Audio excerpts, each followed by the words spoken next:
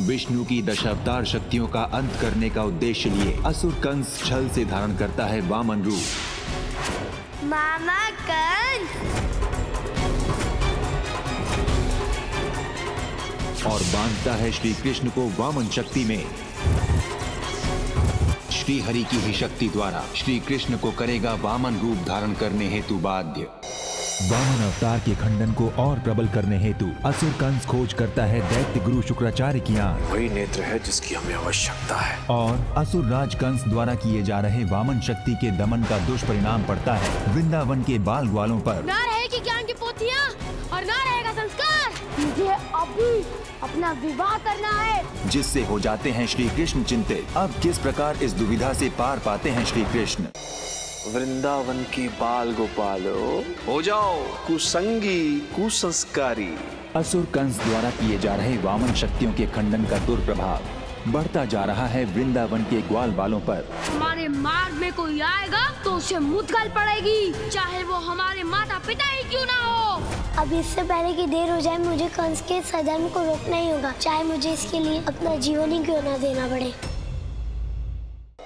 वामन अवतार का अंत करने की सारी तैयारी हो चुकी है। अब केवल वो कार्य शेष है जब वो छलिया कान्हा वामन अवतार धारण करने के लिए विवश हो जाए। हमारे बालकों ने क्या विनाश प्रारंभ कर दिया। असुर कंस द्वारा रचाए षड्यंत्र में फंसे श्री कृष्ण धारण करते हैं वामन अवतार और होगा कंस का सामना वामन अवतार से। मैं शीघ्र ही तेरे उस परम अवतार और तेरा अंत करके इस सृष्टि का भगवान बन जाऊंगा। वामनासुर, अंत कर इसका। युगों में पहली बार नियति के विपरीत असुर कंस होगा भगवान विष्णु के अवतार वामन का नाश करने में सफल। हे नारायण, यदि आज वामन अवतार ने शस्त्र नहीं उठाए तो महा अनर्थ हो जाएगा। जहाँ कंस के आदेश के बिना सूरज की किरणें नहीं आती, वहाँ आप अचानक। क्योंकि ये संकट आपके पुत्र पर आया हुआ है महारानी। पहली बार देव की मैया को ज्ञात होता है उनके 8वें पुत्र का सत्य। वो कृष्ण, वो कान्हा मेरा लला है। हाँ महारानी, जगत को अपनी बांसुरी की धुन पर नचाने वाले वो नटखट नटवर आप ही के पुत्र हैं। कितना पीड़ादायी होगा उनके लिए सत्य को स्वीकार करना। लल्ला, भैया मैं अभी आया। मैया मैया। इस बार होली के पावन त्योहार में श्री कृष्ण बिखेरेंगे देव की मैया की झोली में आनंद के रंग।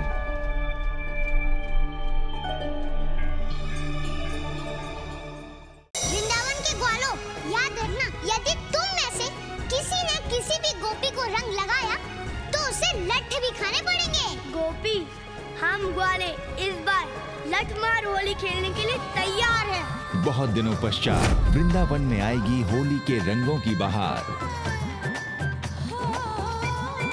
जहां श्री कृष्ण और राधा मिल खेलेंगे लठमार होली। वृंदावन में आज रंगों की होली नहीं होगी, रक्त से खेली जाएगी। और जानते हो किसका होगा रक्त?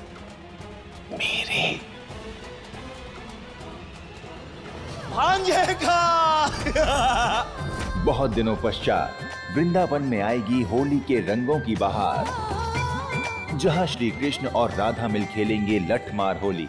होली के आनंदमय रंगों में डूबे प्रसन्न चित्त वृंदावन वासियों के जीवन में पुनः असुर कंस घोलता है आतंक तथा भय के रंग। वृंदावन वासियों, ये तुम्हारे जीवन की अंतिम होली है।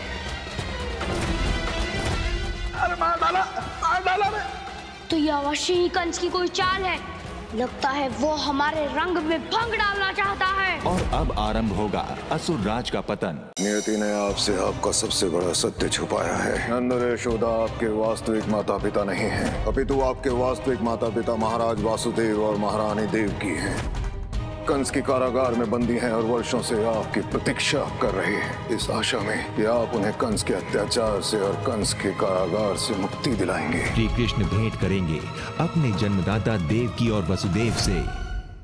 वृंदावन में व्याकुल नंद बाबा सत्य से परिचित हो जाते हैं लाचार। कल से तुम्हारे मन में जो आए तुम वही करना, क्योंकि यदि तुम प्रसन्न रहोगे तो मैं भी प्रसन्न रहूंगा। और अपने जीवन उद्देश्य को जान श्री कृष्ण प्रण लेते हैं मामा कंस के वध का। अब वो समय आ गया जब मैं कंस का अंत कर उसके कारागार से अपने मैया बाबा को मुक्त करूंगा। कान्हा के संदीपनी आश्रम जाने के पीछे अवश्य उस विष्णु का कोई खेल है। अब कौन सा खेल खेल रहा है वो चक्रधारी? उस कान्हा में अभी इतनी क्षमता नहीं है कि वो तुम्हारा सामना कर सके। वो मानव अवतार में है, परम अवतार होना बाकी है। तो क्या संदीपनी जाकर परम अवतार बन जाएगा वो? उस संदीपनी से मैं भली भांति परिचित हूँ। संसार में शस्त्र शिक्षा, ज्ञान शिक्षा, बल शिक्षा सभी में सर्वश्रेष्ठ है वो संदीपनी। वो संदीपनी और कोई नहीं अपितु विष्णु के अवतार परशुराम का शिष्य है। इसीलिए कान्हा के उज्जैनी जाने के पीछे एक सोची समझी रणनीति है। ये रणनीति तो तब सफल होगी ना जब वो कान्हा वहां पहुंचेगा। उसके उज्जैनी पहुंचने से पहले मैं उसे मथुरा ले आऊंगा और अंत कर दूंगा उसका। किंतु कैसे लाओगे उसे मथुरा पुत्र? पुत्र, तुमने अपना सारा बल लगा दिया, इतने सारे असुर भेजे, किंतु तुम सदैव असफल रहे, है ना? समझ गया मां। आप मुझसे इतना कुछ कह रही हैं तो उस कृष्ण कन्हैया को मथुरा लाने का आपके पास कोई मार्ग अवश्य है। बहुत बड़ा छलिया है ना तुम्हारा भांजा कान्हा, तो अब उसे बल से नहीं छल से मथुरा लेकर आएंगे। वृंदावन से निकला हर मार्ग अब केवल मथुरा आएगा। वो कहीं को भी जाए परंतु पहुंचेगा केवल मथुरा। तूने सुना तो नहीं?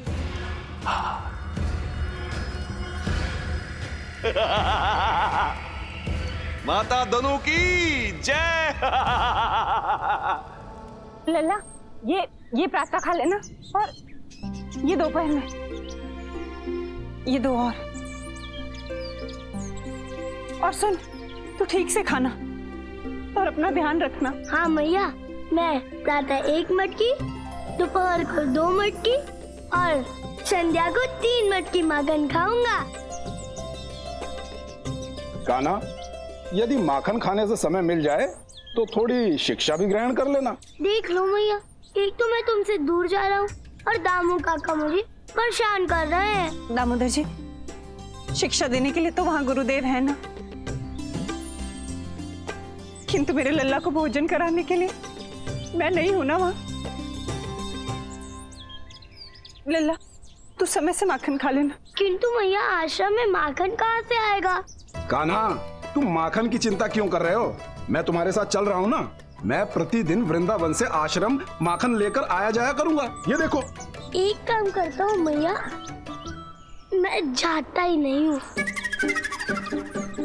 सत्य जानने पश्चात श्री कृष्ण की हत्या करने पर आतुर कंस वृंदावन के सभी मार्ग मोड़ता है अपने ही महल की ओर, किंतु नारद मुनि द्वारा बताए श्री कृष्ण की विशेषता से हो जाता है भयभीत कि भगवान विष्णु अपने मूल रूप में आपकी हत्या नहीं कर सकते, किंतु ये बालक जो मथुरा की ओर आ रहा है वो भगवान विष्णु का मानव अवतार है, वो आपकी हत्या कर सकता है। और आमंत्रण देता है स्वयं की मृत्यु को। तुम्हारा सच सामने आ चुका है गुनिका। मोटिबा, क्या आप जानती हैं, कंपनी अपने नाम कराने के लिए इसने धोखे से आपके अंगूठे का निशान ले लिया था पेपर पे। ये कितनी शेडी जगह है, हमारे गैम्बलिंग के अड्डे और अच्छी जगह पे नहीं हो सकती। माधव, जब तू मेरे पास होता है तो मुझे कुछ नहीं सोचता, कुछ नहीं दिखाई देता। कैसे दूर जाऊं मैं तुझसे, नामुमकिन है ये मेरे लिए। वैदेही, मैं तेरी जिंदगी से हमेशा हमेशा के लिए दूर जा रहा हूँ।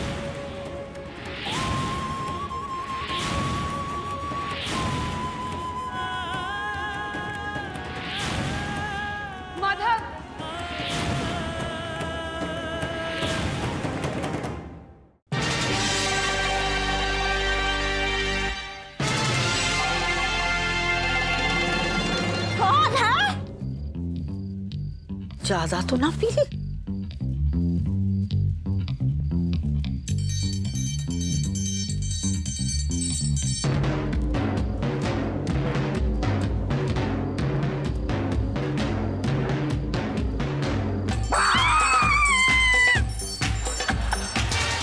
भैया वो टिल्लू ना कल से अचानक से गायब है हुए।